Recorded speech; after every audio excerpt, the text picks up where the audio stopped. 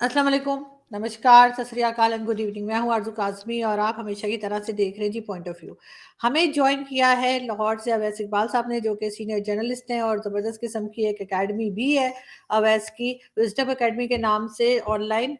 तो बहुत शुक्रिया सबसे पहले अवैस कि आज आप आए, थैंक यू सो मच। बहुत-बहुत शुक्रिया Arzoo for having me. Thank you. और अवैस मुझे अपना आप एड्रेस दिएगा, मैं आपको ट्राइपॉड भेजना चाह रही हूँ क्योंकि मुझे लोग बहुत कंप्लेन करते हैं जी कि हाँ, जी हाँ, जी हाँ, जी हाँ, जी हाँ, जी हाँ, जी हाँ, जी। वो असल में आपको देखकर मुझे वो शेर याद आता है कि मेरी अम्मी के जो ताया-अब्बू थे ना, वो इंडियन नेशनल कांग्रेस में थे।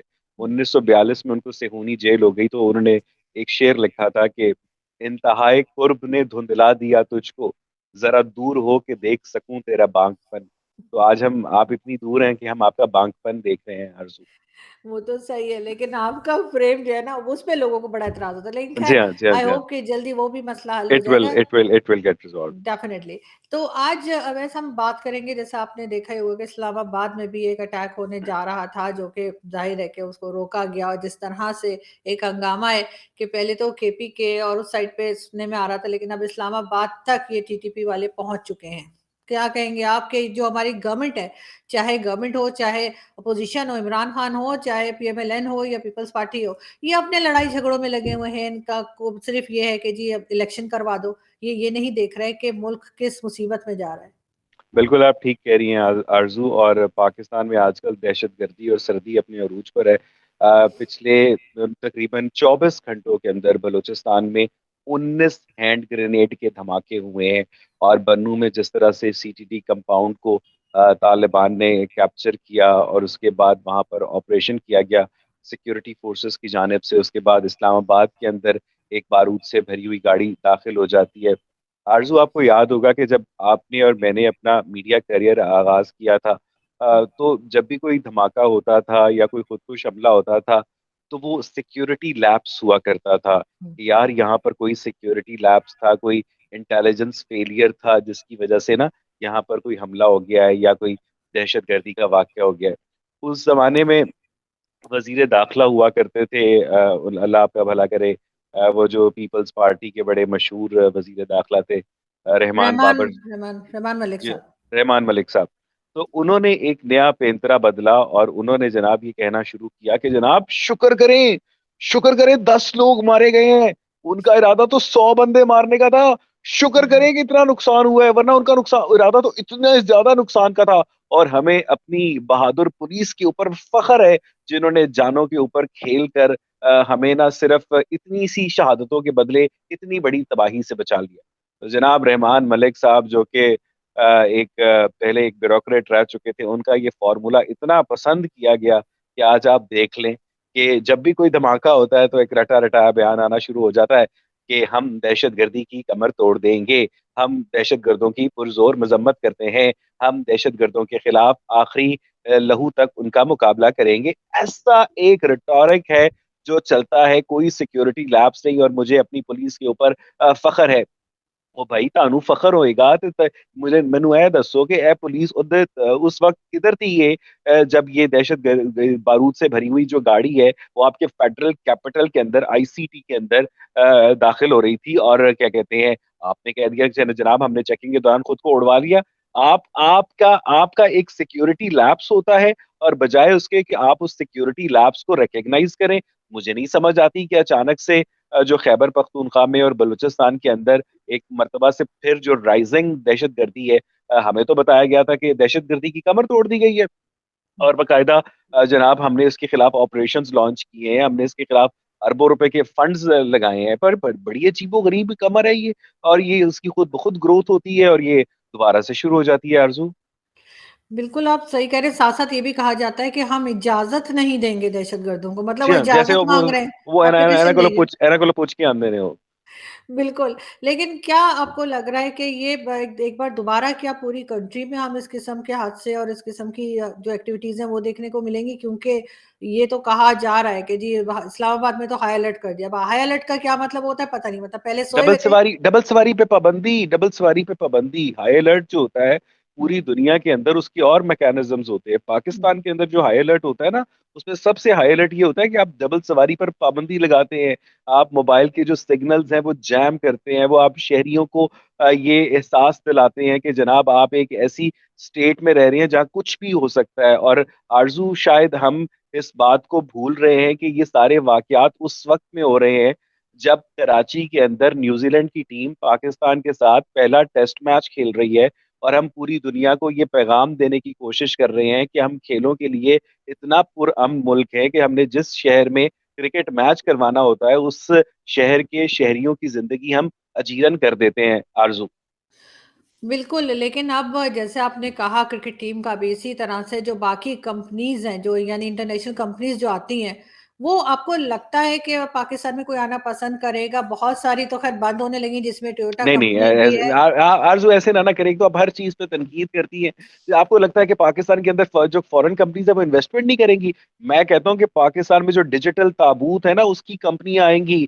पाकिस्तान में इतने खूबसूरत क्रोएशिया से कड़े हुए जो कफन है ना वो बनाने की कंपनियां आएंगी। पाकिस्तान के अंदर बच्चों को तसल्लियां देने के लिए, उनकी साइकोलॉजिकल हीलिंग करने के लिए कंपनीज इन्वेस्टमेंट करेंगी। इतना पोटेंशियल है पाकिस्तान में फॉरेन डायरेक्ट इन्वेस्टमेंट का। इन हालात में तो मुझे ये बताएं कि जब रोज मर रहे हो सरकारी अस्पतालों में, आपको दवा ना मिलती हो, तो फिर जो प्राइवेट अस्पताल के अंदर इन्वेस्टमेंट आएगी ना, तो आप उससे क्यों नजरें चुराती हैं आरजू? आपको कभी गवर्नमेंट की कोई अच्छी बात नजर नहीं आती? नहीं सर, बहुत नज़र आती है। मैं तो अभी तक इंतज़ार कर रही हूँ कि इनकी तरफ से स्टेटमेंट नहीं आया है कि सब कुछ भारत ने करवाया है। जो ये हमेशा ही एक कह देते हैं और अपने आप को चेक नहीं करते। एक तरीका है, मैं तो खैर बचपन से देख रही हूँ। जब कुछ होता है, कह देते हैं कि जी भारत ने करवाया है। लेकिन यहाँ पे हमने अफ़गानिस्तान के साथ जो कुछ है, वो नहीं, तो हमारा ही मुझे किया मुझे नहीं धरा है। पता, मुझे नहीं पता इसके अंदर कोई फॉरेन ताकत इन्वॉल्व है या नहीं। मुझे तो इतना पता है कि जो बार बार ये खुद अपने मुंह से क्या कह रहे हैं, ठीक है, हुँ, आप वो ये कह रहे हैं कि जनाब इसके पीछे तहरीके तालिबान पाकिस्तान है। और हुँ, तहरीके तालिबान पाकिस्तान का सेफ हेवन किधर है? वो अफगानिस्तान में है। और अफगानिस्तान के जो तालिबान है, उनके साथ चाय किसने पी थी? हिना रब्बानी खरवां क्या करने गई थी? वो हुँ, कितनी आसानी से चमन बॉर्डर के ऊपर शेलिंग करते हैं, आपको बाढ़ लगाने से रोक देते हैं, और उसके बाद आपके जो कबायली अमायदीन हैं वो जिरगा लेकर जाते हैं कि पाइन बख्श दो। ठीक है, तो आपको सबसे पहले जो आपने स्ट्रेटेजिक डेप्थ हासिल की थी उस स्ट्रेटेजिक डेप्थ को मजीद प्योरीफाई करने की जरूरत है, और अपने लोगों को बताने की जरूरत है कि आपने इतने साल तक जो एक पॉलिसी परसू की है वो पॉलिसी उल्टा आपके गले नहीं पड़ गई है आरजू। तो अब ये जो पॉलिटिकल पार्टीज़ हैं, आपके ख्याल से ये इस वक़्त क्या रोल प्ले कर रही हैं? क्योंकि इमरान खान तो बार-बार सिर्फ़ यही कह रहे हैं कि इलेक्शन करवा दो। दूसरी पार्टीज़ आरजू, कह रही है नहीं ये करवाएँगे। पार्टीज इस वक्त सिर्फ और सिर्फ क्रीम रोल प्ले कर रही है जो कि बेकरी में खाया जाता है।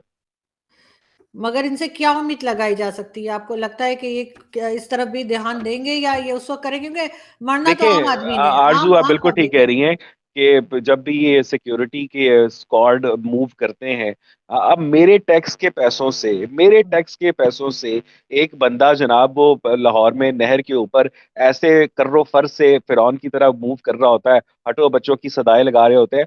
हम इनको टैक्स देते हैं कि हमारी हिफाजत करो, ये उस टैक्स के पैसों से अपनी हिफाजत करने लग जाते हैं।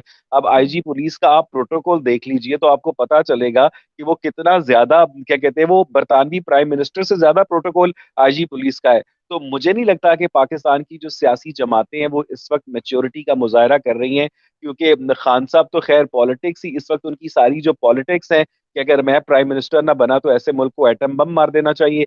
तो खान साहब की तो सारी पॉलिटिक्स, जो नार्सिसिस्ट है, वो नरगसियत का मारा हुआ एक बंदा है, जिसको अपने सिवा कुछ नजर नहीं आता।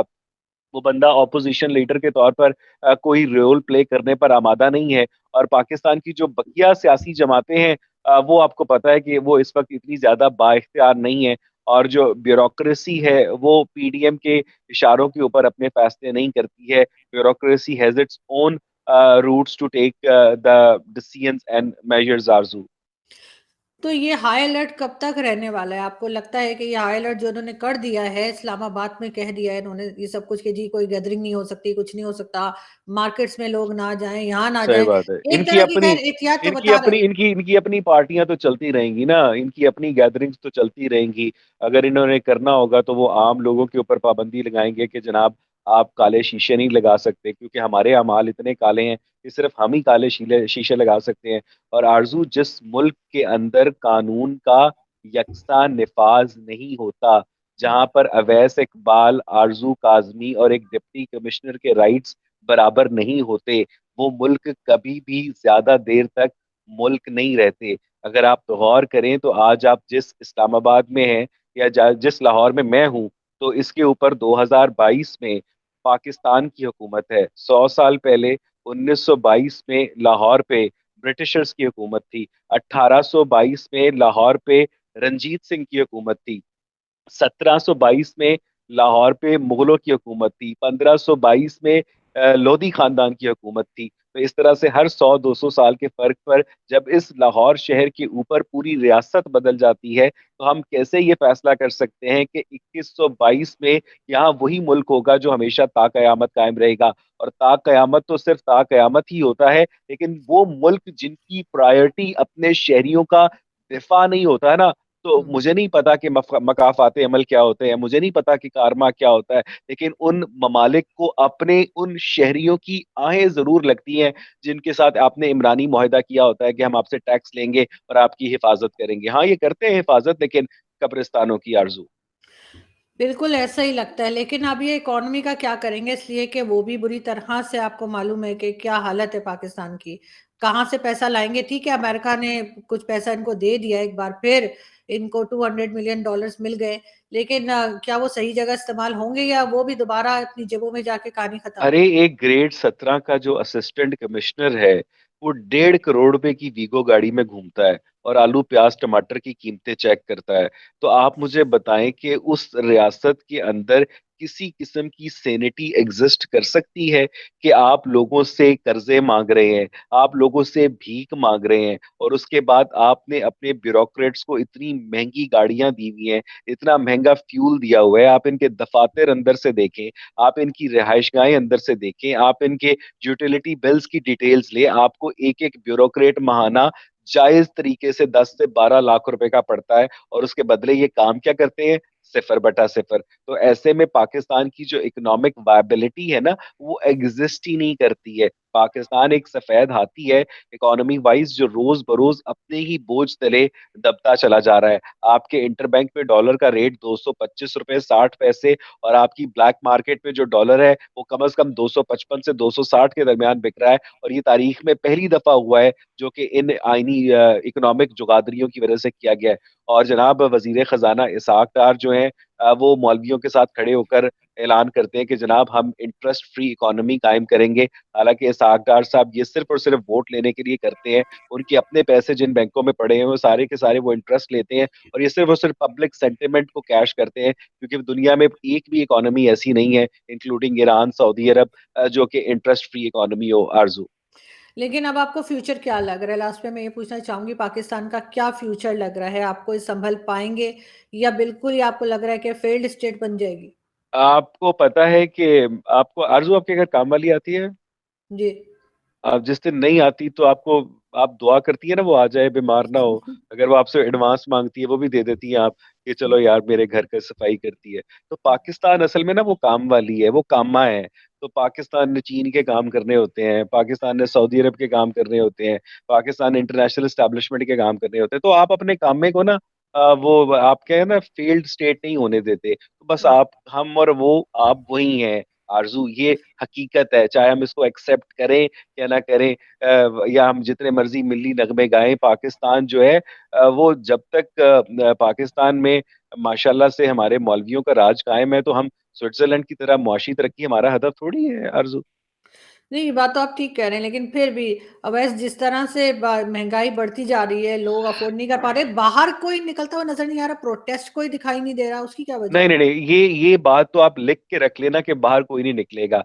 सिकंदर आजम आज से 2500 साल पहले इस खित्ते के ऊपर जिसमें हम बैठे हमला आवर हुआ था, झेलम तक गया था वो। ठीक है, और तब भी कभी कोई आपके जितने फॉरेन इन्वेडर्स आए, मोहम्मद बिन कासिम आया, शहाबुद्दीन गौरी आया, मुगल्स आए, अहमद शाह अब्दाली आया, पाकिस्तान के खित्ते के अंदर बसने वाले लोग ना अनाज उगाने वाले लोग हैं, ये लड़ाई झगड़े वाले लोग ही नहीं है। इनके पास फॉरेन इन्वेडर जो आएगा ना, ये चुपचाप उसकी इताअत कबूल कर लेंगे। वो एक राजे वाला आपने किस्सा सुना होगा ना कि यार मैं बड़े जुल्म करता हूँ अपने लोगों पर, मेरे लोग शिकायत ही नहीं करते। तो एक वजीर ने कहा कि हुजूर आप ऐसा करें कि वो पुल पर रोज जो शहर में दाखिल होते हैं ना, तो हर बंदे को छित्तर मारा करें, तो वो ना शिकायत लेके आएंगे। अगले दिन लोग आ गए, उन्होंने शिकायत लगाई कि जनाब वहां पुल पे बंदा एक है, लाइन लंबी होती है, तो छित्तर मारने वालों की तादाद में इजाफा किया जाए। ये हैं वो लोग।